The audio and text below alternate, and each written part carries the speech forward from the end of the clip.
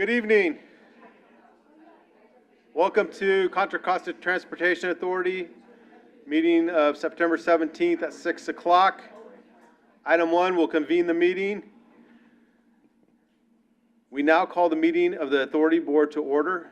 It is with saddened hearts that we open this meeting in remembrance of our longtime colleague, friend, and past bus operator, ex officio representative H.E. Christian Peoples, who served on the Authority Board for 6 years. He was the longest serving member of the Alameda Contra Costa Transit Board of Directors, a position he had held since 1997. For 28 years, he represented 1.5 million East Bay residents of Western Alameda and Contra Costa counties. On behalf of the entire CCTA board and staff, we extend our heartfelt condolences to his family, friends, and to all who had the honor of serving alongside him. At this time, we would like to have a moment of silence in his remembrance.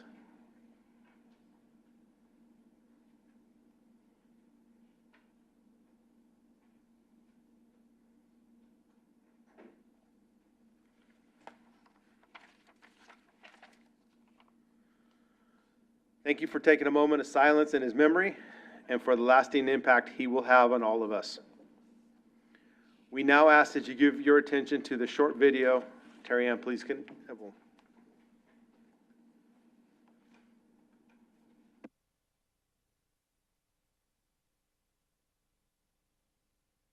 This meeting will be conducted as a Zoom webinar to allow for public participation and comments.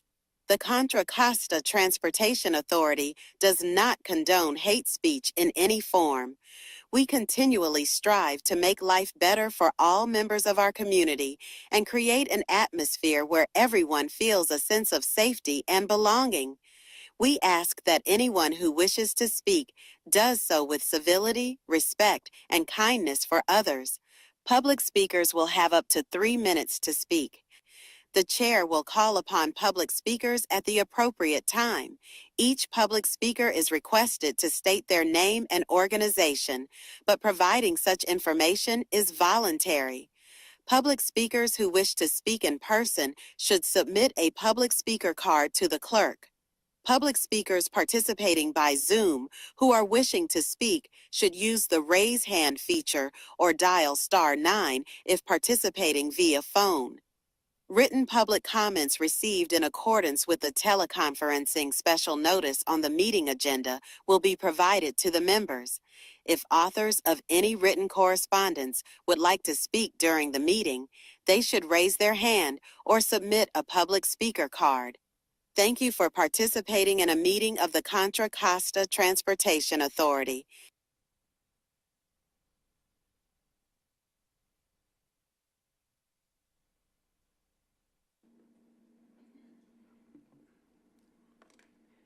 Commissioner Armstrong? Here. Commissioner Arnrich? Here. Commissioner Bernal?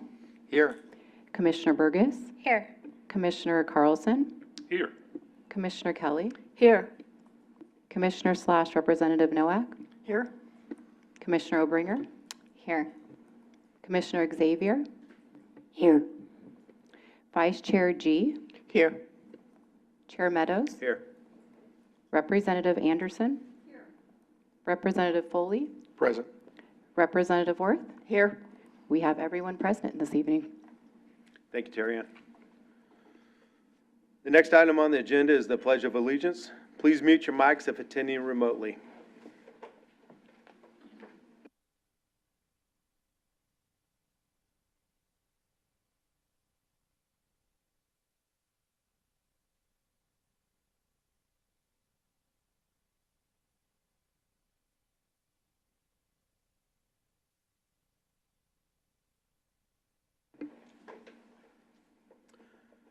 Next item on the agenda is public comment. Terry Ann, have we received any written public comment or online? We have no public comment written or online or in person. Okay, thank you. And there's nobody here wishing to speak? Okay. We have a presentation from Bay Area Leads and the Discover Engineering Leadership Team to provide an update on Discovery Engineering, a STEM summer camp supported by the authority and partially funded by Redefining Mobility Summit. The item will be introduced by Lindy Johnson.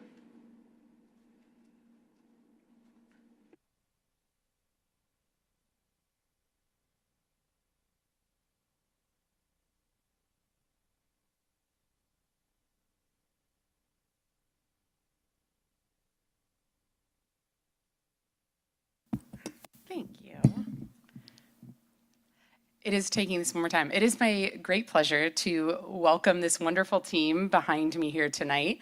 We have Mr. Alvarico, who is an incredible teacher at Ignacio Valley High School and a master teacher with Bay Area Leads. He's going to give you all a little bit of information about the Discover Engineering Summer Camp. When he concludes and does a great job of introducing some of the other leadership team and students that we have here with us tonight, we'll also show you a video so that you can get a little bit of a taste of what the Discover Engineering Summer Camp looked like on the ground. Thank you. Good evening, Chair Meadows and members of the board. I'm Joseph Alvarico. I'm a teacher at Ignacio Valley High School, and I'm also a member of the curriculum innovation team of Bay Area Leads. With me tonight we have Tom Throwbridge, teacher at Concord High, and we have Edgar Monroy, teacher at Bret Harte Middle School and Hayward High School in Hayward. And of course, we also have the CEO of Bay Area Leads, April Trees. And then with me are two of my students who will also be speaking on behalf of Discover E. We have Landon Love and Joseph Huerta.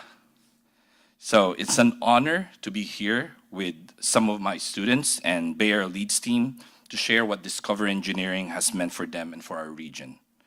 Bay Area Leads, in existence for more than 2 decades, was created to link education and economic development. We focus on building long-term STEM talent pipelines that prepare students for high-skill, high-wage careers. The Discover Engineering Summer Residential Program is one of our signature efforts. Each year, for over a decade, about 60 high school students, many of them first-generation college-goers, spend a week at Cal State East Bay in Hayward. They live in dorms, meet and work side by side with engineering department professors, and get a true picture of what college can look like for them. This year's program included students from across Contra Costa County, including Richmond, Pinole, Hercules, Pittsburgh, Hayward, Concord, and Ignacio Valley High School, and was made possible in part through funding support from Redefining Mobility Summit. We are grateful for your commitment to helping us open doors for these students. Earlier this year, we were proud to present Discover Engineering at the Redefining Mobility Summit and the opportunity to be featured on stage in front of industry leaders, policymakers, and innovators from across the country to discuss the future of transportation. We were able to demonstrate how programs like ours are responsible or developing the workforce that will power the next generation of mobility. During the summer program itself, students take on real engineering challenges. They design and created 3D printed parts for autonomous robots, integrate sensors for navigation and safety, and build bridges capable of carrying model autonomous vehicles. A key highlight this year was the expansion of autonomous vehicle elements to include more sophisticated AV sensors and teleoperations, more like the real world. That was possible because of the involvement of CCTA and your partner like Advanced Mobility Group. Your leadership in innovation made it clear to us how important it is to expose students to the technologies that are helping shape the future of transportation. This partnership is a perfect example of how industry and the public sector can work together with education to shape curriculum and inspire the next generation. Students don't just learn abstract concepts. They see how their work connects directly to the real-world challenges. At the end of the program, students present their projects, they reflect on the challenges they faced, the teamwork they built, and the solutions they developed. Our local teachers are right there alongside them, building skills that they bring back to their classrooms. So the impact is very powerful. Students leave with hands-on experience in robotics, CAD, prototyping, and data analysis. More importantly, they leave believing themselves as future engineers and innovators. On behalf of Bay Area Leads, our partners, and my students, our students, I want to thank CCTA for your support. Together, we are showing young people that the future of mobility is being built right here in Contra Costa County, and they have a role in shaping it. And I would like to invite my two students to tell about their reflection of their experience at Discover Engineering last summer.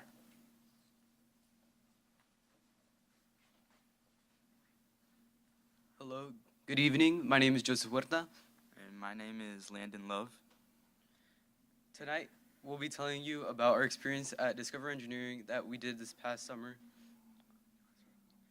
So first, I would like to start off with the Discover Engineering camp was really helpful for me because I was able to learn a lot about team collaboration and learning from my peers and also being inspired by their work to incorporate into my own work and make it better overall.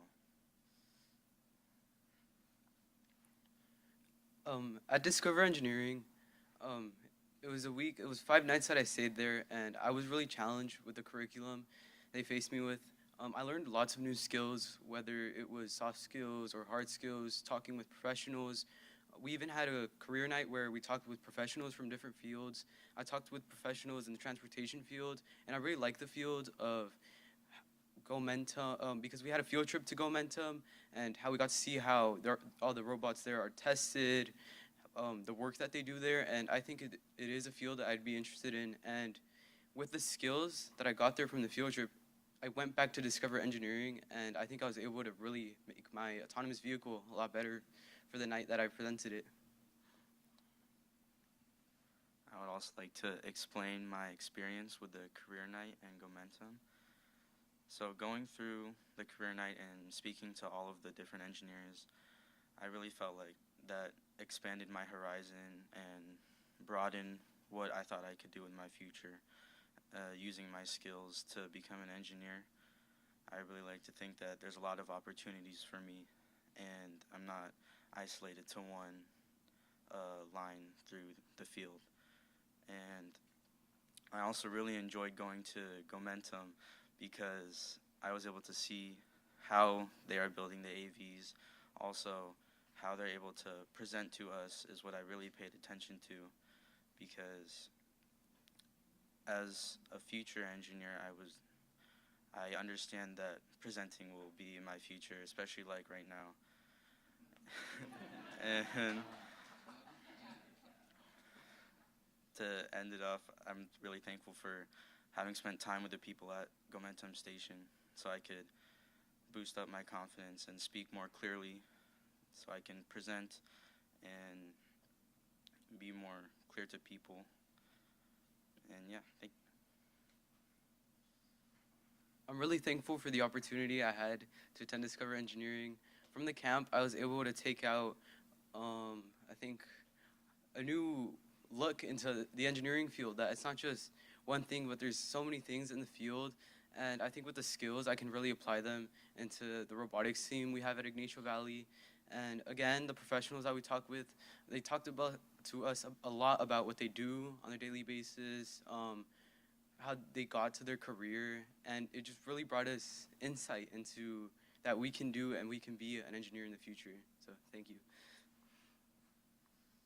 And one more thing to end it off, I wanted to say if I could go back next year, I would try and focus on other things. Like, there was a separate team that we had to divide our team into two to cover both tasks, and this other task was we had to build a bridge that would hold a certain amount of weight, or as much weight as possible. And I focused a lot on the programming side, and if I could go back, I would definitely go back to building the bridge so I could put my focus toward that and learn how that works too. And that's all.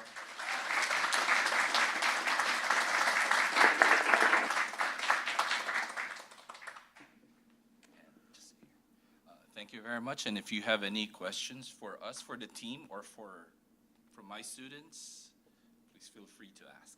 Okay, thank you, Landon and Joseph. Are there any questions? Just pictures? Any questions? Thank you. Good job.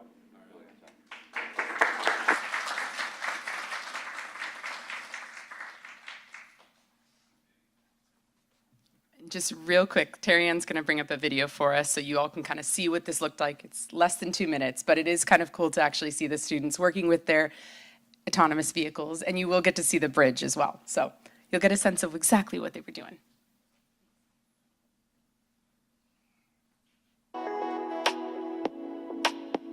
This summer, more than 60 high school students came together at Cal State East Bay in Hayward for the 11th annual Discover Engineering Summer Camp, an action-packed week of STEM learning and hands-on fun. Sponsored by CCTA, Bay Area Leads, AMG, and Chevron, this year's camp brought together students from Contra Costa County and neighboring communities to learn about autonomous vehicles and the smart infrastructure that supports them. Students designed and programmed their own robotics cars and tested obstacle detection, including a cow crossing the road, and even navigated bridges built by their teammates. CCTA is proud to support programs like this because tomorrow's transportation depends on today's young innovators. Yeah! And if students like this are our future, we're in excellent hands.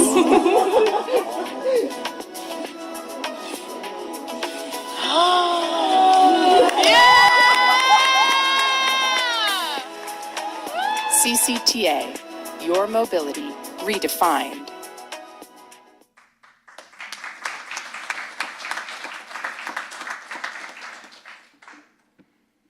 Chair, can I just say a few comments? Yeah, I'm going to say one comment. One of the students looked a little older.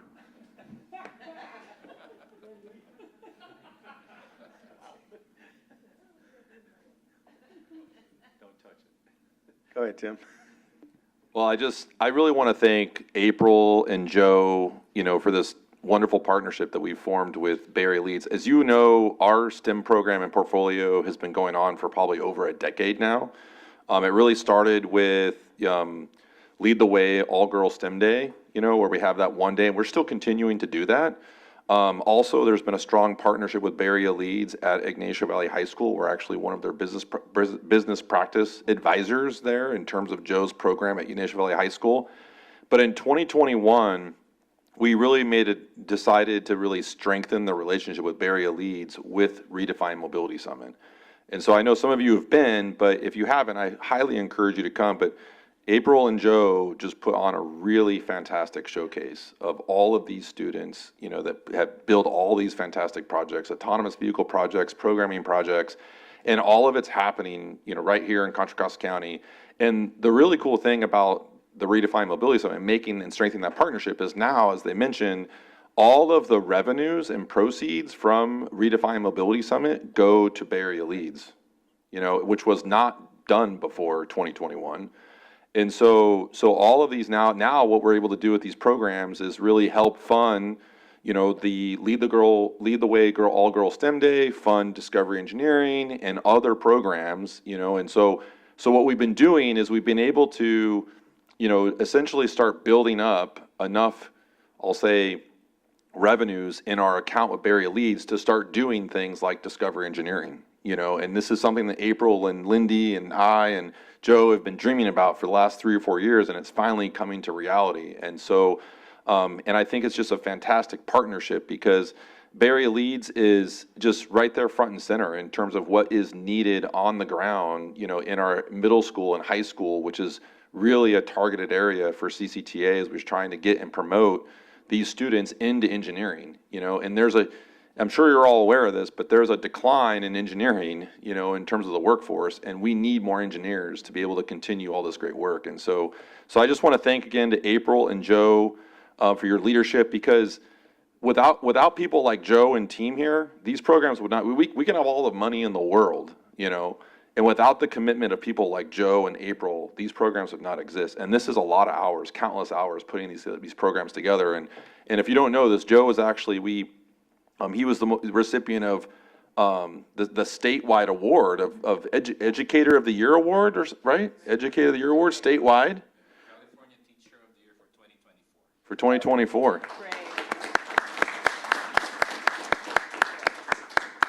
So it's been a fantastic partnership. I just want to thank Joe and April and the team again for the great work and the great partnership, and excited for the future. Thank you, Tim. So Chair, I had one quick question, please. So thank you again for your presentation, and just, I was curious if you could share with us, how can students get involved in this program? Because I heard some schools mentioned from across Contra Costa County, but I didn't hear, every city mentioned. So how can students get involved and be a part of this?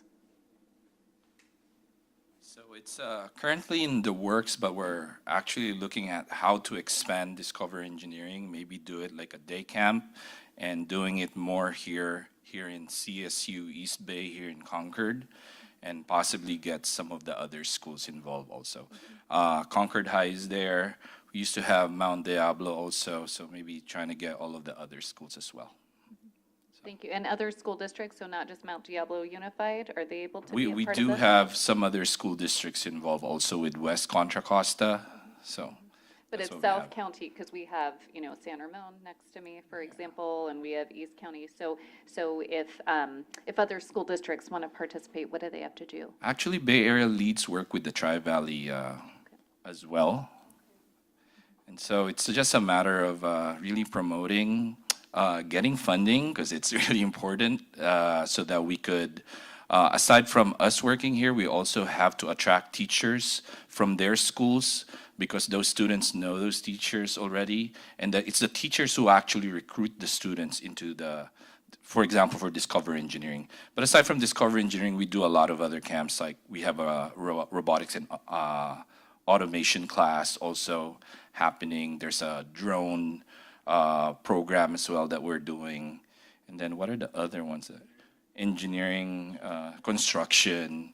So we have a menu, a plethora of things that we teach students.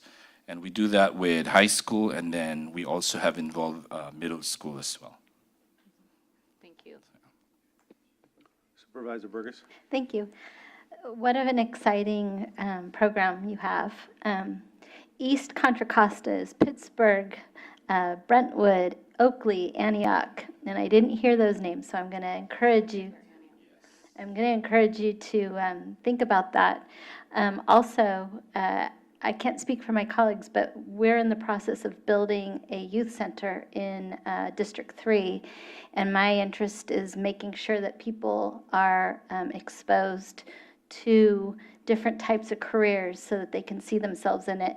So how much does it cost to send somebody to the camp?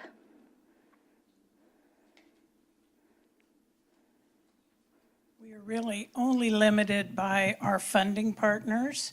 And I will say that most of our focus has been on schools serving underrepresented youth, and those schools who either are engaged in Project Lead the Way engineering pathways or the MESA program, mathematics, in engineering science achievement. And so we have limited space, and we have a network of teachers that we work with that really overfill our summer academies and capacity. So we're only limited by our funding and the kind of funding we receive, which generally has been for the last decade for Discover Engineering, has been focused on underrepresented youth.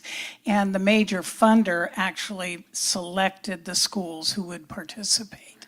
So we're limited in a number of ways by the funding sources that we receive. Well, I invite you to reach out to my office, because we definitely have some of those communities in my area. And we also have the Byron Airport, which is leading the way on a lot of drone technology and testing.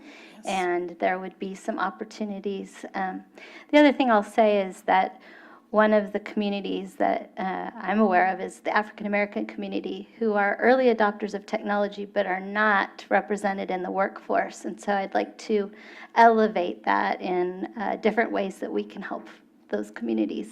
Your goals are our goals. Thank you. Absolutely. Any other questions? All right, thank you very much. Next item will be the consent calendar. Are there any changes or comments from the authority board?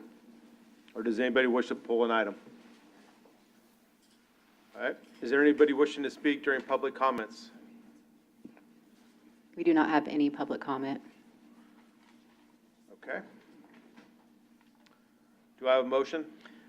Mr. Chair, I would move the item as presented and just make a personal note that it is great to see that we are on track with the projections for sales tax. Maybe tiny head, even though it's down a little bit, that was predicted. So well done to everybody. Is there a second? Second. Terry Ann, can you call roll, please? Commissioner Armstrong, Yes. Commissioner Arnridge, Yes. Commissioner Bernal, Yes. Commissioner Burgess, Yes. Commissioner Carlson, Yes. Commissioner Kelly, Yes. Commissioner Nowak, Yes. Commissioner Obringer, Yes. Commissioner Xavier, Hi. Vice Chair G, Yes. Chair Meadows. Yes. Motion passes unanimously. Thank you, Terry Ann. We're now to the regular calendar. The first item is an informational item from the Administration and Projects Committee to be introduced by Lindy Johnson to provide a legislative update. Thank you, Chair Meadows. Happy to be back at the mic. This one I could navigate a little easier. Thank you, Terry Ann. Thank you. I will share it.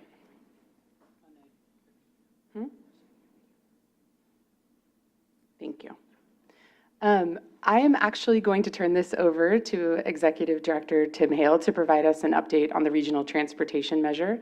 I'm sure most of you have tracked in one regard or another, some of us more than others, SB 63, but it is fully through our state legislator and will be moving to the governor's desk. And it feels important to come to all of you with an update on what exactly ended up in that bill. It was quite a process, which I'm sure Tim will fill us in on. Thank you. Executive Director Hale. So Commissioner and Representative Nowak and I have been talking a lot about this in the last several months. And I know in July was our last meeting before we went dark. And so the board took a position in support if amended because there was a lot of missing pieces in the legislation at the time. And since then, legislative session is closed this past weekend. SB 63 is heading to the governor's desk. And I just wanted to provide you a quick update of just kind of where everything kind of landed in terms of the expenditure plan, elements of the measure. I'm sure most of you are aware of this, but just make sure everyone's got the same information. And then I'll allow Representative Nowak to kind of fill in the blanks where I leave off here. So if you can go to the next slide, please. So this is an expenditure plan of basically where we landed in terms of the overall revenue of the measure. So the measure ended up being a 14-year measure, generating basically about $1 billion per year. What's this is basically, so we basically, what I was leading with the county transportation authorities was this expenditure plan. I was kind of quarterbacking this whole thing with the 5 counties. And basically what we decided to do is we picked a midpoint in the measure, which is actually fiscal year 31, based on HDL's sales tax projections in terms of dollars. So we use that mid-year because we do the same thing in a lot, even with Measure J, we pick a mid-year to kind of determine where these numbers will fall to kind of take advantage of growth in the overall measure over the time period of the measure. So as you can see here, BART, $330 million for BART overall. And then VTA and Santa Clara County and San Mateo County ended up opting in, to the measure, and I'll let Representative Nowak kind of handle those politics. And so in terms of what What the measure actually represented, as I mentioned in July, it's a half cent overall. San Francisco's 1 cent. And so through this, and I'm not going to go through all these line items, but I will highlight that the small transit operators, we did achieve our goal in terms of getting exactly what we wanted for the small transit operators in Contra Costa County. And we also have 26, as you can see there, fourth line from the bottom, or fifth line from the bottom, 26.5 million of return to source back to Contra Costa County.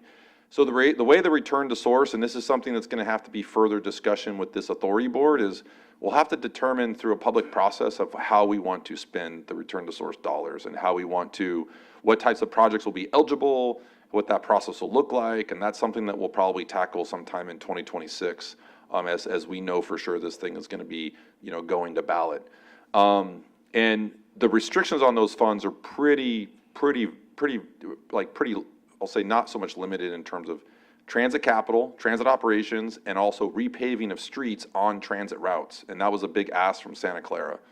And so that's pretty much like just the limitations. It has to be transit capital, transit operations, as well as repaving of streets. And that's really the only guidelines that have been given in terms of the return to source dollars. Next slide, please. So on the left here is what you approved in July in terms of the low and the high range, and on the right is actually where we landed in terms of Contra Costa County.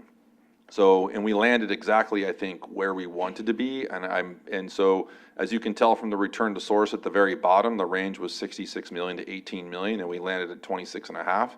And so the overall projection was roughly 138 million in FY31.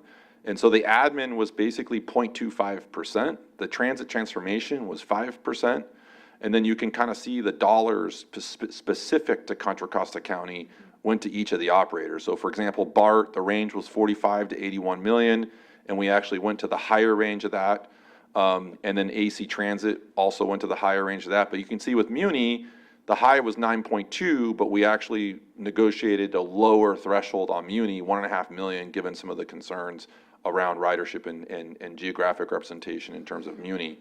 San Francisco Bay Ferry, 1 million. And then the East Bay operators, like I said, we basically landed right where we wanted, 15.75 million. And so that's the total return to source. Next slide, please. And then this is the percent of revenue. I'm not going to go through this, but gives you an idea of how much percent revenue of Contra Costa County dollars go to each of. So 56% of our revenue would be going to BART, and roughly about 12% will be going to the small bus operators. Next slide, please. So one of the things that really evolved over the last month or so was all of the accountability measures. So once the expenditure plan kind of got into amendments, everyone was pretty happy with the expenditure plan. I don't think there was really any major disputes on the expenditure plan. So what really got into a lot of it was the accountability. And so San Mateo and mainly San Mateo County, as you kind of have read in the papers, have raised a lot of issues in terms of accountability. And so these are the three committees that ultimately were formed in the legislation. And so the Independent Oversight Committee is really thinking about basically overseeing the actual consistency and accountability of the measure. The Financial Efficiency Review, it only applies to the 4 large transit operators, not to the small operators. So BART, Muni, Caltrain, AC Transit will undergo basically a two-phase independent review. With the legislation signed by the governor's office, that review will start immediately. And there'll be basically a financial efficiency review of those 4. And this is really about honing in on the 4, I think, to everyone's concern in July, to making sure that when we get to the end of the 14 years, the ends meet, on these large operators, right? And so there's going to be a lot of discussion around how that's going to happen and what we're going to be doing to make that happen. And then the ad hoc adjudication committee, this is when there's issues being raised by a specific recipient or stakeholder within the measure. So let's say, for example, in SB 63, BART's receiving dollars and Contra Costa County, feels like there could be something different or done better. The process is basically Contra Costa County CCTA would have to approach first with BART, try to resolve that issue with BART directly. If we're not able to resolve that issue with BART, This authority board would have to pass a resolution flagging the issue, and that resolution will be sent to MTC. MTC would convene this ad hoc adjudication committee to be able to deal with the issue at a regional level. And the adjudication committee will be representative of all the 5 counties.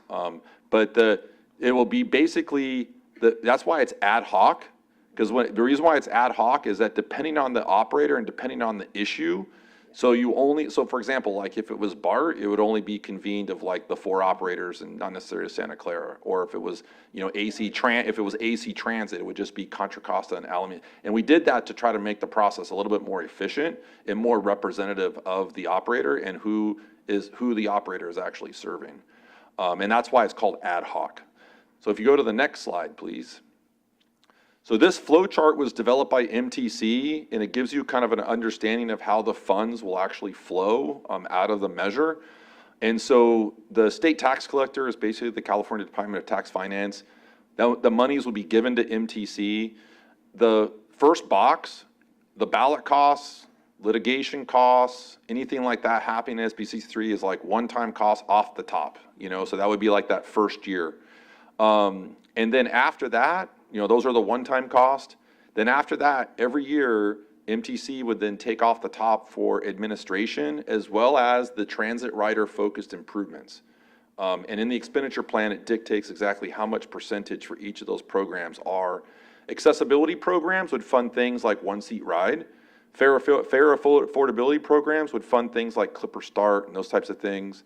Mapping and wayfinding, pretty self-explanatory in terms of capital infrastructure to support mapping and wayfinding of the regional transit system, and then transit priority programs. So this could be like transit signal priority systems, or maybe queue jump lanes, or simple little improvements to help prioritize transit in certain areas. Then the next step is really just maintenance of effort, and I think you're all familiar with maintenance of effort. And that is where the line kind of draws between the 4 operators and the small operators. So you can see the small transit agencies. The small transit agencies in Contra Costa County, Alameda County, Golden Gate Transit, San Francisco Bay Ferry, they are not subject to the Financial Efficiency Accountability Review, and they're not subject to this adjudication committee. And so then you have the large transit agencies on the left, AC Transit, BART, Caltrain, Muni. All of those accountability measures really apply to the large transit agencies. And then I'm going to go back all the way up to the top. Line to the left is the return to source. So basically that money, MTC would basically directly give us our return to source kind of off the top before it kind of flows into this kind of, in all these other pots of money. So this just gives you an understanding of kind of how the money flows, how the committee, where the committees kind of fall in terms of the 4 operators. I thought it was a good chart. I give MTC a lot of props to develop this flow chart. So this is the last slide. Representative Nowak, you want to add anything? Somebody asked me how I lost a little bit of weight, and I said, be the chair of MTC for a couple of 6 months.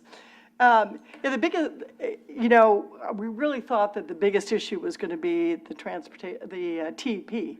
And so when that was done with the cooperation of all the TAs, we thought we were home free.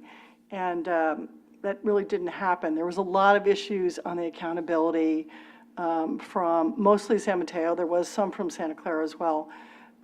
But San Mateo primarily with BART, because they didn't feel that they're represented because they don't have a member on the board of directors.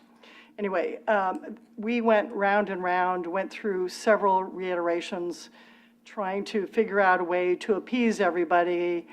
And yeah, probably, 2 hours every day on the ship to Alaska.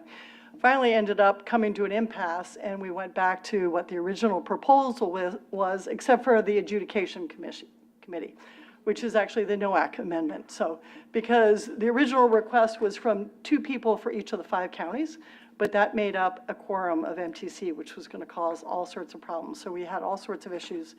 So this ad hoc committee concept, I proposed, and luckily that made it into the bill. We did have some entities wanting to reduce their amount of contributions, primarily San Mateo, wanting to reduce their amount to BART, but that ended up not happening either. So at this point, we're just waiting for the governor to sign. It was a bit of a contentious vote on the assembly floor. It wasn't as contentious at the Senate at 1:30 in the morning, but it did get past both. And so now, we're waiting for the governor's signature, and then it will be enacted January 1st, basically, and so it's likely to be a citizens' initiative on the ballot in order to get 50+1 instead of the 2/3, which polling demonstrates really doesn't work. I mean, it's not winnable at 2/3. But I think it was, I'm glad we finally got there. It was quite a nightmare. There was proposals to set up a separate district with a separate legal entity and have to contract with MTC, and it was getting extremely messy. So luckily, we ended up where we think is a really good place and gives Contra Costa some good return to source, but it also gives us an equal say in this accountability information. And I will be initially that one person on the finance efficiency review. That one commissioner will be the chair initially, so that will be me initially. So anyway, I think it ended up in a great place. I really hope it passes and everybody can get behind it because as we've seen on 2 days now when BART's gone down, it's a pretty ugly transportation system and could really hurt our economies if we don't keep our transportation systems running. So that's about it. And thank you, Representative Nowak. And just, I want a big shout out to Representative Nowak and Representative Anderson, both of you on MTC, representing our interest in Contra Costa County. It's been really great working with you all on this and really getting this done and through all the politics and everything. And I just wanted to note in the packet, there's the 3 letters in there that we ended up sending. I want to note those, but they were mainly around. The first letter was really a 3-county letter from Alameda and Contra Costa and San Francisco to support what at that point was the proposed accountability structure, which is pretty close to where it landed.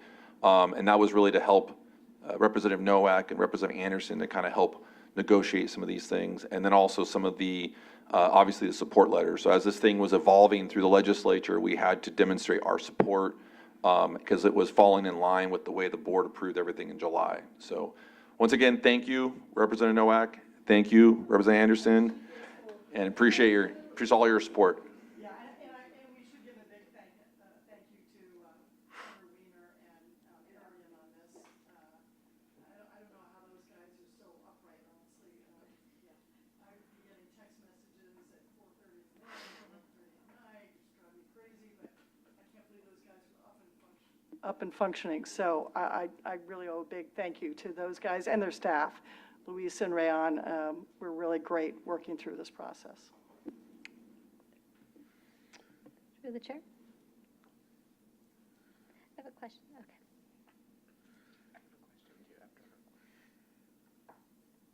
I'll get there. Thank you, Lindy and Tim and Sue. Are there any comments from the authority board? Why, yes, there is. Wow. Tim, you've done a great job of at least keeping me informed on what's going on throughout this process, and I appreciate it. I know that there was some discussion about the costs for the elections. How did that roll out? Yeah, so essentially what happens is, I would say there's still some unknowns in terms of if the measure doesn't pass. I mean, there's some details I think we need to work out there, but if the measure does pass, basically the measure would pay for itself. It'd be those one-time costs, so we're kind of anticipating that this thing would be caught in litigation for 2 to 3 years like RM3 was. And then all these funds would be put into escrow, and so there'd be a pot of money there to kind of support the one-time costs if it's successful. If the measure is not successful, that's a bigger question that we still need to discuss in terms of who is going to be paying for the ballot costs. And so I don't have answers for that question right now. I think there's still going to be some discussions around how that's going to be supported.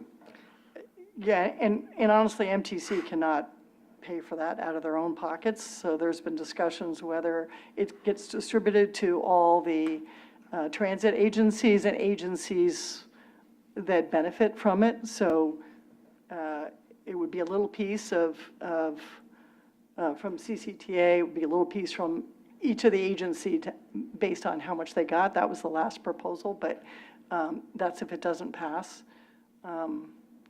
So, because otherwise it's a relatively big number. There has to be a lot of signature gathering. A lot of the, all the campaign numbers are going to have to, that's going to have to be fundraised. So it's just the election costs that comes out, not the campaign costs. Vice Chair Gee. I realize the differences in the funding of the different agencies, but I'm curious as to how, given the expenditure plan and how much money is going back to Santa Clara, how come VTA is not in the financial oversight? So, yeah, good question. The reason why Samtrans and VTA are not is because those were put in early on in the beginning. Santa Clara and San Mateo both are funding those through their return to source. Those are not being funded directly to VTA or Samtrans. They're being returned to source and then going to VTA and Samtrans.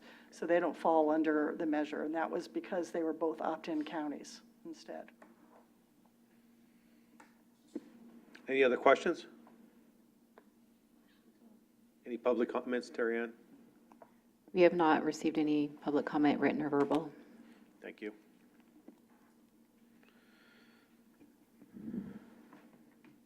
Okay, we'll move on to the next item.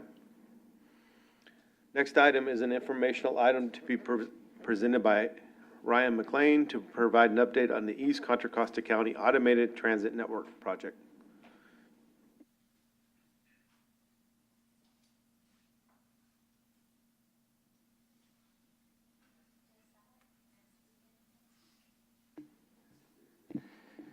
All right. Good evening, Chair Meadows, members of the board. Ryan McLean, Deputy Executive Director for Projects and Operations, here to talk about the East County Automated Transit Network Project, the ATN. Joining me from the East County Connection Partners team, from Glideways, we have Dylan Tomlinson, who's the Senior Project Development Manager, and then Maria Ray, who's the Senior VP of Government Affairs. Sorry, I need to look at their titles as I'm saying them. And then online from Plenary Americas, we've got Mike Thompson, who is the VP Project Development, VP of Project Development. There we go. So I last was here when back in May, and we were wrapping up the feasibility study, which was phase 1 of this project, and gave some background to bring everybody up to speed and said I would come back when we completed that feasibility study. So that's what I am here to do today.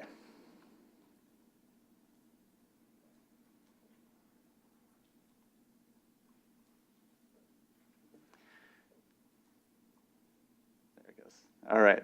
So just as a reminder, the vision and the objectives of this project and kind of building out transit in East County, it was really important to have it be integrated and connecting to the existing infrastructure.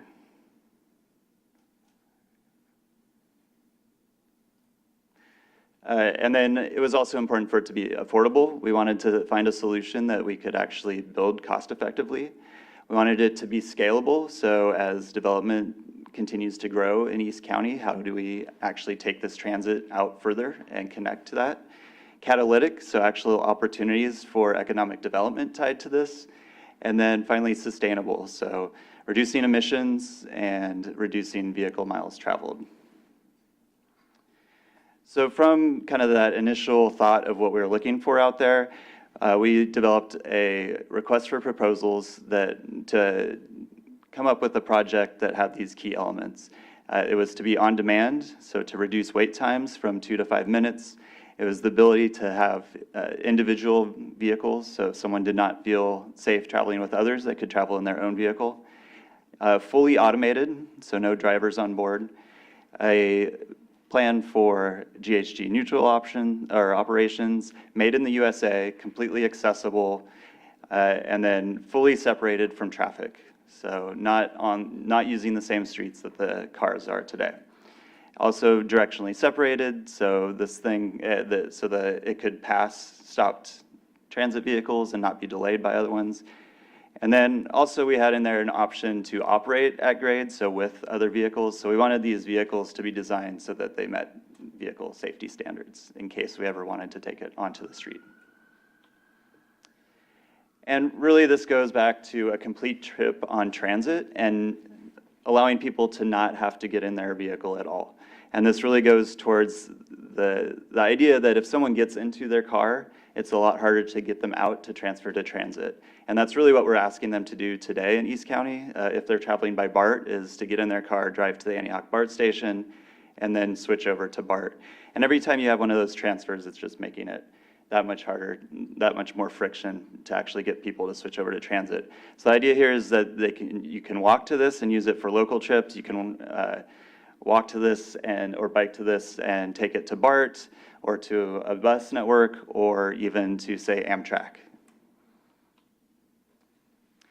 So as a reminder where we are in this process, so we're in the SPDA, the System Pre-Development Agreement process. We just completed phase 1, which was this feasibility study that was really focused on identifying a segment that we could use, that we could actually move forward with that made financial sense. This phase 1 was all funded by the development partner, so not funded by CCTA. The next phase, which we are entering into, is to look at environmental scoping and as well as identify funding sources. This is also funded by the developer. So no money coming from CCTA or our partners at TriDelta through these first 2 phases. Once we've got a funding plan in place, the idea is that we would move on to phase 3, which is really to do the environmental clearance, get the design done, and then go into construction. And based on this schedule, if we found funding and everything lined up, we could be operational by 2030. So some of the unique features of the Glideways technology and the ATN project: it can be delivered in 5 to 7 years, which is very quick for something like this that's grade separated and operating on a separate guideway. Looking for opportunities to attract private investment, which is what we've done with our P3 partnership. Reduces dependence on operating subsidies, so this is really increasing the fare box recovery. So for each rider, we're getting they're paying for a lot more of the trip themselves as opposed to having it be subsidized. Creating new opportunities for economic and workforce development, which I'll talk about a little more later on. And then also a stimulation, that's the economic development piece, is really centered around how do you kind of bring TODs, transit-oriented developments, to more places.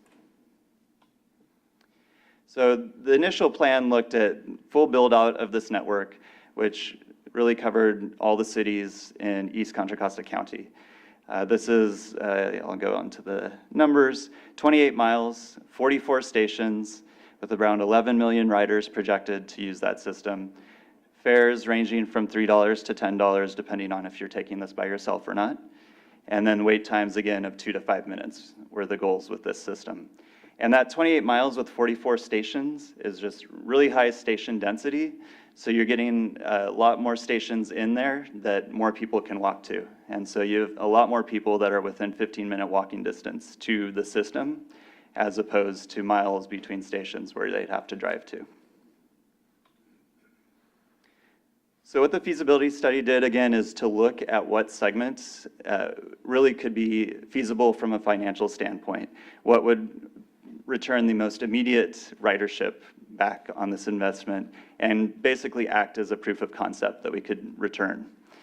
So that came out to be the segment 1, and that is connecting to the Brentwood to the Antioch BART station. And that connection to the BART station is really critical, and we're going to be working closely with BART going forward to see how that could work, because that's what's bringing a lot of the ridership, is that connection to BART, but also benefiting all the neighborhoods along the line as an option for them as well. So the alignments, sorry, I'll explain this. The blue line, the red line, and the purple line are the 3 different potential first segments. So we looked at different alignments based on right-of-way and other things. I'll show how that evaluation works. The green lines and the cyan lines over to the west in Antioch are all the existing TriDelta routes. And part of the purpose of this was to show that this isn't to replace the bus. This is to supplement the bus and tie into the existing network. This is a comparison between those three different alignments. So they're all somewhat geographically close, but we called them west side, and then more in the State Route 4 median, and then the east side. So kind of on the east side of SR4, moving to the north side of SR4.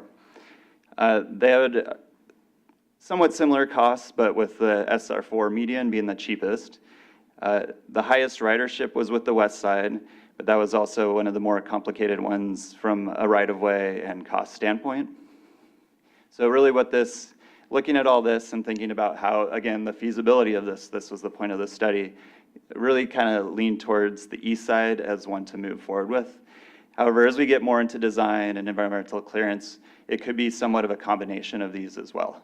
Can you go back and show what east side was? Because Yes. that was the confusing, this is my second time seeing it in a week, so I'm getting to be an expert, but can you show them? Yes, so the blue line here is the east side.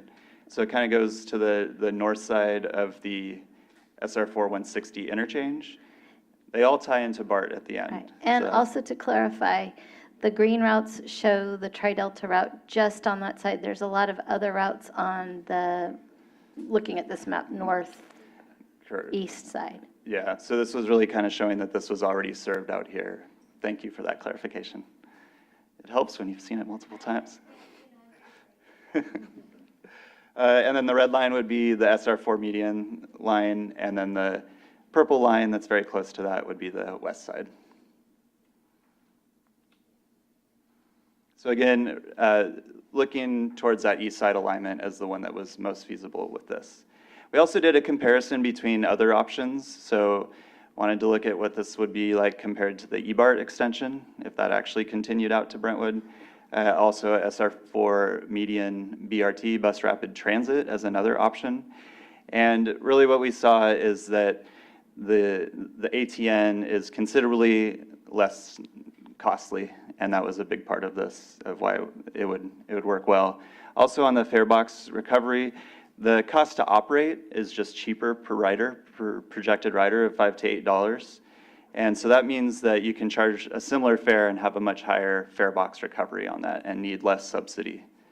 And then again, the ridership we see is higher. The main reason for that, again, is being able to put a lot more stations. So we're getting twice as many stations to 3 times as many stations in the same segment. So we're just able to get a lot more of that walk shed within those 15-minute walk shed around the stations, bike shed around the stations.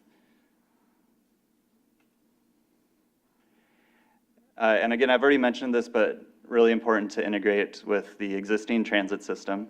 So the idea is that this, again, you don't have to get in your car to get to the existing transit. It's on demand, so it's very low friction to walk up to the station, get on. As we know, if you don't have to look at a schedule of when a train arrives, then that's really the best form of transit, when you can just walk up and expect a train to be there or glideways to be there. And then, again, a lot of this ridership will be transferring to those other modes of operation too. I also want to mention that the idea would be that this public-private partnership builds this, but then it gets turned over to Tri-Delta Transit to operate. And so that's why Tri-Delta Transit has been a partner with us along the way. So moving over to the technology, because this is new technology as well, and so that's being developed at the same time as we're looking at these routes. Really the point of this is to show that we'll hit, if we were to track along our schedule of 2030, that is also the same schedule as the technology moving forward. We recently talked to the California PUC, Public Utilities Commission, who would kind of have oversight of this, and started that process because they're going to have regulatory authority and give that approval. So already gotten that started. So this is just kind of tracking along with the schedule for our project. Previously, I've shown renderings of Hilltop Mall with this. This is now actually an aerial photo, so it is moving along. It was originally tested out at Gomentum and then moved over to Hilltop Mall, still in Contra Costa County, for development of this full center. And I know many of you have been there already and seen the maintenance facilities, the command center. It's all being built out there. And we're getting pretty close to giving rides later this year. Before the end of the year, you'll be able to go out there and get a ride. So encourage everybody to do that as soon as that option comes up. So next steps, as I mentioned, phase 2 has started. We're looking at funding opportunities now in partnership with the project team. Doing a benefit cost analysis, environmental scoping is finding out what the environmental piece of this is actually going to mean. And then again, just looking at funding options, looking at grant funding, going after those funding sources so we can get this, move this forward in that first segment. With that, I'm happy to answer any questions. Thank you, Ryan. Are there any questions from the authority board? Commissioner Kelly? Yes, Ryan, thank you very much. It's great to see an update on all of this. And it's very, interesting and exciting. I know nothing's really been decided yet by CCTA, but, I think Glideways is pretty cool. But I do have to say that this is a technology that is not in operation yet. And so it does give me some pause. I am hoping to see what happens with Glideways in Atlanta, to see how that really operates. Because, having a technology and having it on a closed environment and just going around for a mile, that's different than operating in the real world for anything, for buses, trains, boats, whatever. And in the real world, you have to deal with different kinds of people, different sorts of actors, animals, weather, all kinds of unimaginable things. So I would really like to see how it operates in Atlanta first. In fact, I told Glideways I'd be willing to fly out there just to go for a ride and to see what it's like, but to really pay attention. So that's one concern. Second concern, of course, will be cost. Who's going to pay for it? Where's the money going to come from? And so forth. The other question that I have is who will be operating it? I've talked with Tri-Delta, and they do buses, they don't do things like this. I don't know that they have the capacity to do this. They might have to hire somebody else who would have experience. They're bus operators. And so that's really going to have to be, carefully looked at. So I'm keeping an open mind, but I'm also pretty realistic too. So let's see what happens. Commissioner Obringer? Thank you. And as follow-up to Commissioner Kelly, I guess my other question is, when an operator is established, would that be a union operator, just like we have for all of our other transit agencies? Yeah, the workforce development piece of this is always very important to us. And yeah, we don't have operators that can do this yet. And so training those operators, the intent would be that we would be working with existing Tri-Delta Transit operators and upskilling them, reskilling them to do this work, including both the operations at the command center and the maintenance piece of this and all of that. So we really see this as an opportunity to kind of help bring people into these new engineering jobs, these new technology jobs, bring them along with us into this. Commissioner Onrich? Thanks for the presentation. I was just going to comment a little bit on Commissioner Kelly's. New technology is that's what California is about. I mean, that's all we do. I just got a operating system 26. It jumped 10 systems ahead. It's got a glitch. They'll fix it by the end of the week. Tesla came out and they said, we're going to build a car. They didn't have any cars. And, how many millions of cars are on the road in California now? Vehicles, how many cars came from that? And the same thing, Boeing developed planes, right? It takes them a while. There's a lot of learning. But having a plan and having a goal and having that's how you do that. As engineers, architects, all of us, we have a beginning and end. So this to me is right on track. And scaling it is actually the easiest part. Getting the vehicle, the technology, and things like that down. But a couple of concerns I have is, and it starts with a question. One, how many unique riders, let's call it the one-way trip, are on BART leaving Antioch on a daily basis? Do we know that number? So how many BART riders start in Antioch? Yeah. I don't have that. But the reason why, Just wait. I can get back to you you. should know It's it. coming. It's coming. Hey, yeah. Just a minute. It should be on the top of your Take- head, and here's why. Because it's 15, they're assuming in your report 15,000 unique riders. That means that's one trip, round trip, it's per day, there's 30,000. 365 days a year. So that's 16,000 people in the morning leaving, 16,000 coming home. So knowing where BART is and knowing what their capacity, harvesting some of those people because we know they're coming further out, those numbers are pretty important to know because it's either real or it's not. It seemed high to me, right? Because that's average. 11 million divided by 364 days is 30,000 a day, divided by 2, because that's a round trip. So there's 15,000 unique people. Big number. At what point in time? Now, we saw when we opened eBART, I mean, it was a huge success, way beyond all projections. We didn't have enough parking. We scrambled because people were waiting for it. So it would be good to show as a comparison to create a validation of how many people do we think we're going to harvest to get them out of their car onto that. And this is also, I have to imagine that this is also assuming we got new customers. That to me shouldn't just be a round number, 11 million people. It ought to be a real analysis because ultimately it gets down the funding of this. And what is that fare box? And is it more cost effective? So that analysis needs probably a little more transparency to understand that.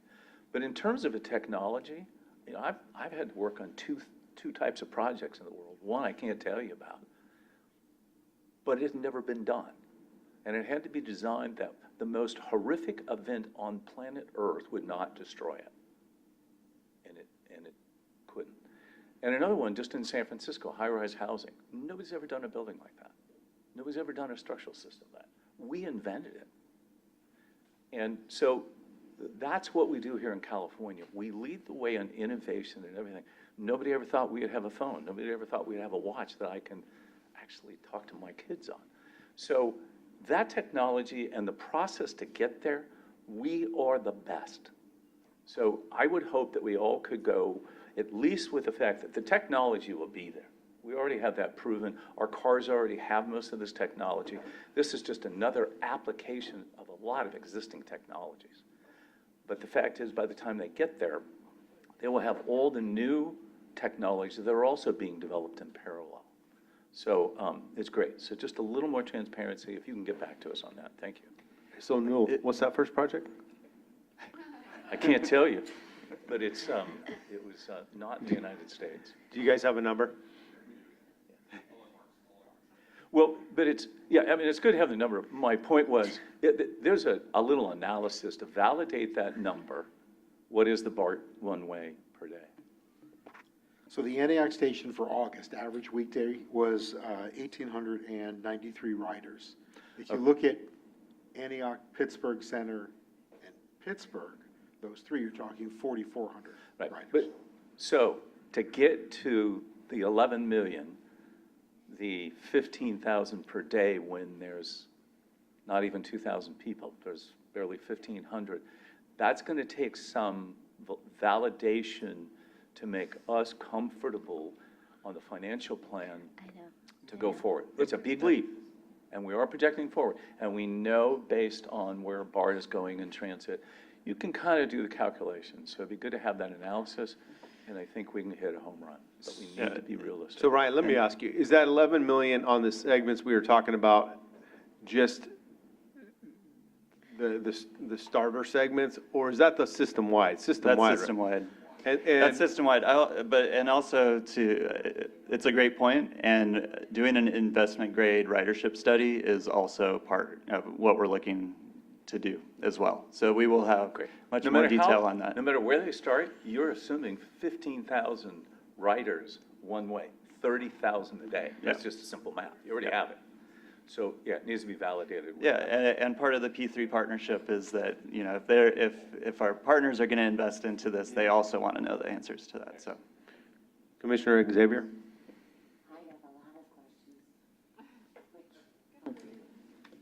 I have a lot of questions, which I'll have to ask later as this progresses. It's like the nitty-gritty. You're talking about anybody would be able to walk 15 minutes or less to get to the Glideways thing. So in my mind, I'm seeing the map of that part of the county. It's hard to believe that every household would be within a 15-minute walk. So that's just part of my questions. So I have a lot of them. let me clarify that. So it's not that every household would be within 15 minutes of the station. It's just with these stations, we're able to put more of them in there, so there's more people within 15 minutes of that station than there would be, say, if we had a single BART station. So it's not that everybody is within a 15-minute walk, it's just that there's a lot more people within a 15-minute walk because we have more stations. Would that system build out, how many stations, 44? That was, yeah, the ultimate build out we were showing 44. Yeah, So I that- still have a lot of questions, Keep going. but they'll come later. Oh. Come later. Supervisor Burgess, but if you want to speak, you might want to move your big, huge jug of water or whatever, because, yeah. So thank you for the presentation. I think, so there is concerns about the technology. Rashidi Barnes was there at our last presentation, and, you know, one of the concerns he talked about was the demand in one moment, that 1,000, he put 1,000 was the number, that would want a ride, all of it at the same time. They don't know how that would work. There were questions about the technology of the vehicles, because these are a different size, certifications, all those kind of things. They talked about the width of the road, that it would accommodate going each direction with these, because they're 5 feet wide, because I'm 5 foot tall, I remembered that. But the thing is there's a lot of questions. There's a lot of questions like you're all asking about the technology, the demand, how it works, who's going to do it, and Tri-Delta has those questions as well. I think this is an interesting project because it is a private, public project, and so that means that there's some investment in those that want to build it. And so this is an exciting thing, but, you know, we were talking also about the electric buses that we bought, and that those companies have gone out of business and we can't fix them.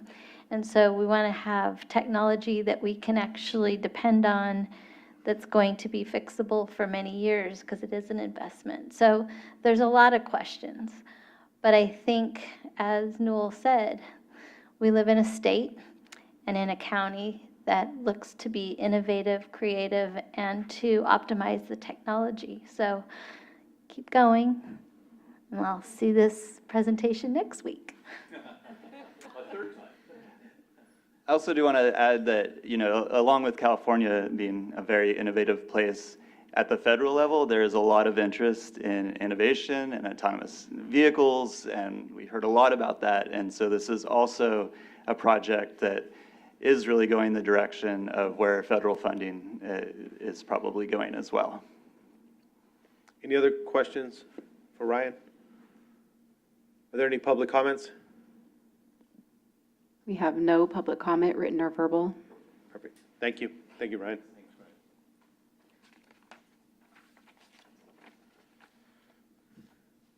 The next item is an action item to be presented by Jay Zhang on the 2026 State Transportation Improvement Program candidate projects.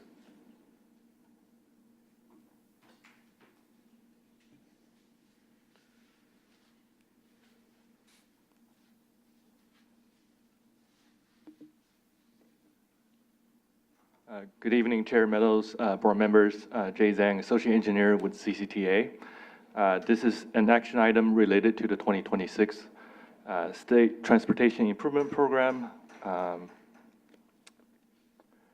The presentation will cover the application and evaluation process, staff recommendations, and the fund exchange.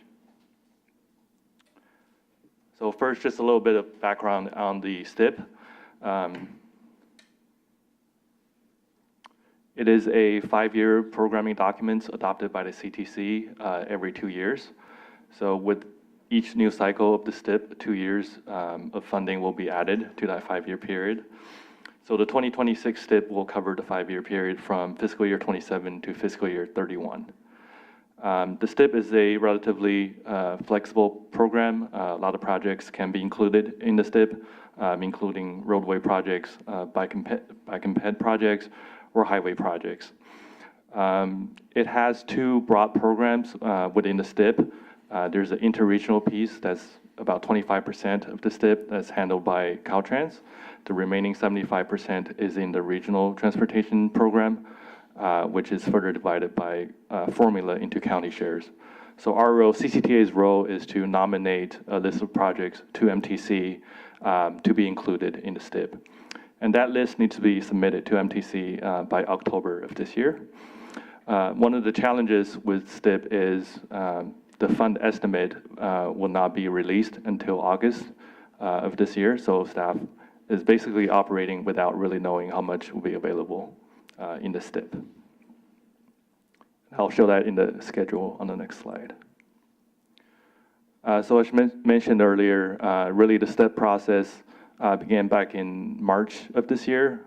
Staff has been working on the application guidelines as well as the scoring criteria, which went through the TCC, APC, as well as the board.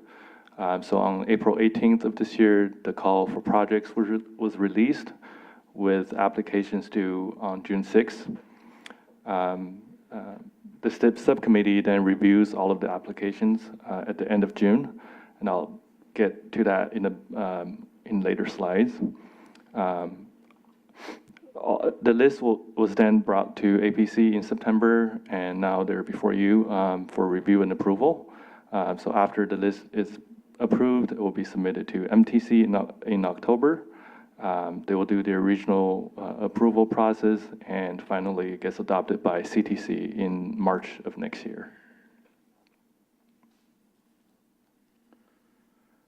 So this cycle, we've received 8 applications totaling about $88.6 million in STIP request. In different economic outlooks, under a good cycle, there could be about $40 to $45 million available for programming in STIP. And in a bad cycle, it might be even zero.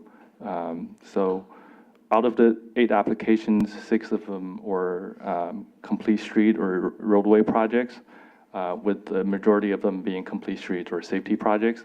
The exception is the CCTA's Interstate 680 Say Route 4 project, which is a highway improvement project. And there are also 2 transit projects, one from AZ Transit for their fleet replacement project, and the other from BART for their cable replacement project. And so as you can see, even under a good cycle with $40 to $45 million capacity, the request far exceeded that capacity. And so the subcommittee is really a subset of the Technical Coordinating Committee, or the TCC. To ensure fairness, we ask members from each RTPC, as well as the transit operator, to participate in the evaluation panel. And so these members here shown on the slide, they were able to meet in our office to evaluate all the applications. The committee was split into 2 groups, with each group reviewing and scoring all of the applications. And at the end of session, they will reconvene and discuss discrepancies or reconcile any major differences. So this is the final project list based on their average score. This is also available in your packet as attachment A to this item. So the top 3 projects are CCTA's I-680 Say Route 4 Interchange Improvement Project, City of Lafayette's Downtown Lafayette Aqueduct Pathway Project, and Walnut Creek's Oakland Boulevard Multimodal Improvement Project.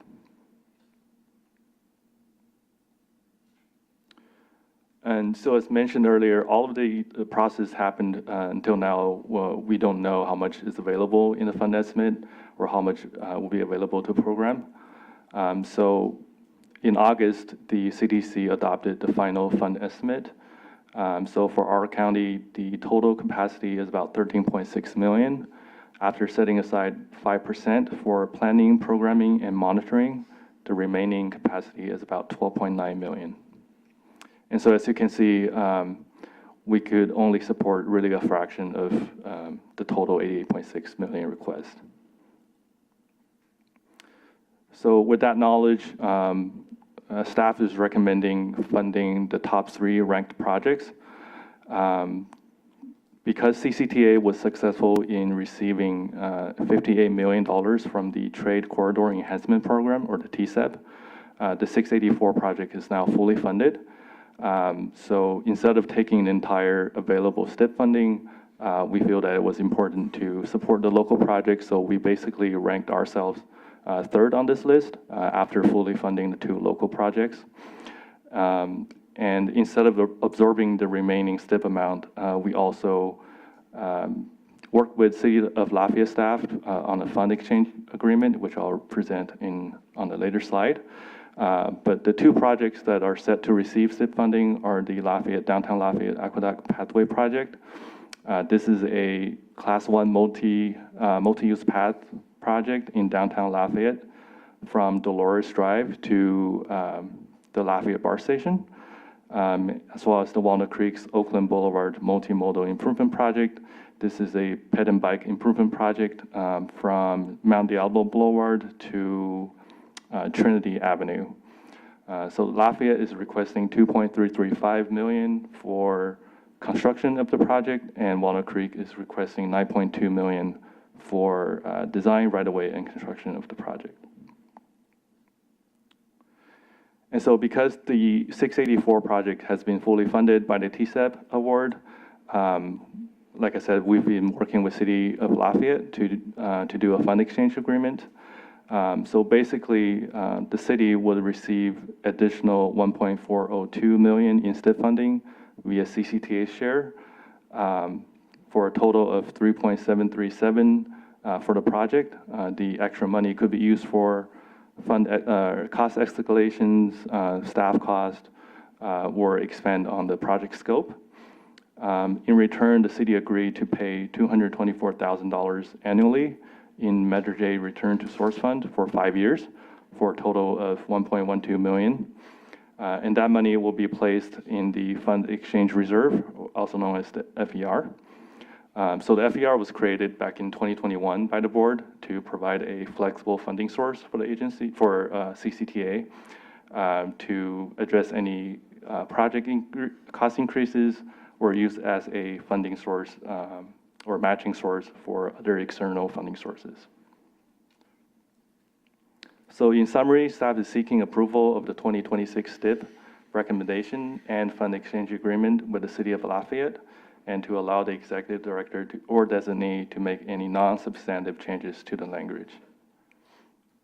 With that, I'll be happy to answer any questions. Thank you, Jay.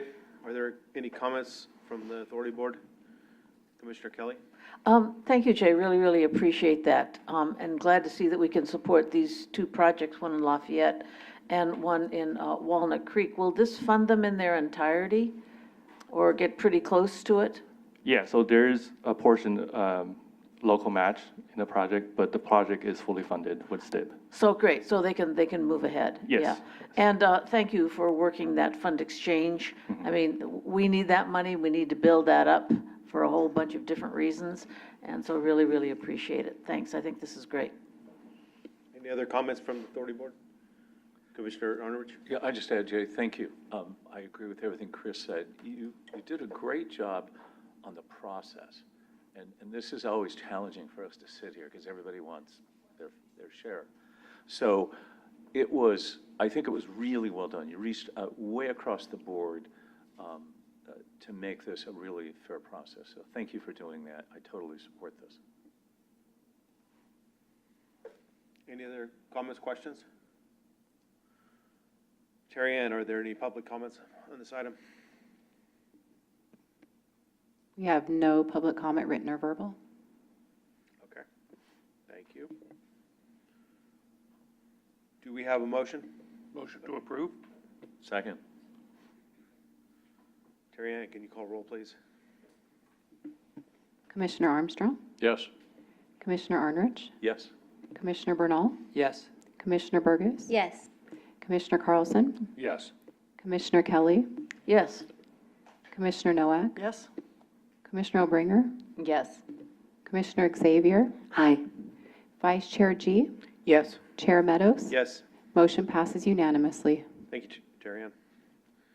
The next item is an action item to be presented by Sham on the programming of Senate Bill 1, Local Partnership Program, formulatic funds, and authorization to execute an agreement with the State Route 4 Bypass Authority for the Vasco Road Safety Improvement Project, Phase 2.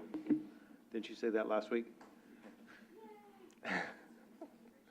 Yes, you did see it last week. Yeah, what she said the same thing. Good evening, Mr. Chairman and board members. I'm pleased to present this item. My name is Hisham Raimi. I'm the Director of Programming. I do have a brief PowerPoint presentation. We're asking you today to approve another exchange agreement with the Highway 4 Bypass Authority, bringing a total of $4.395 million to the fund exchange reserve, and also asking for your authorization to submit the Vasco Road Safety Improvement Project, Phase 2, a much-needed project, to the CTC to program our LPP funds for it.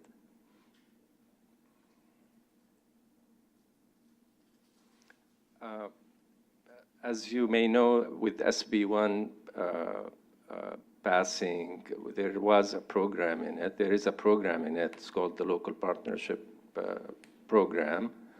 And one portion of it, half of it, is for MILIC that comes back to self-help counties like CCTA. And every 2 years, we get about $4 to $5 million from that program. And that money comes with a lot of restrictions. For example, it has to be programmed in specific fiscal years. In this case, fiscal years 26 or 27, it's got to be matched 1-to-1. You cannot use it on projects that are underway for cost increases, and comes with a lot of process related to timelines and deadlines on when you need to allocate it, how fast you need to spend the money, and so on. We cannot just sit and bank it for future project. We have to program it. Otherwise, we lose it. So given that, we were talking to the Bypass Authority in the past 2 to 3 weeks.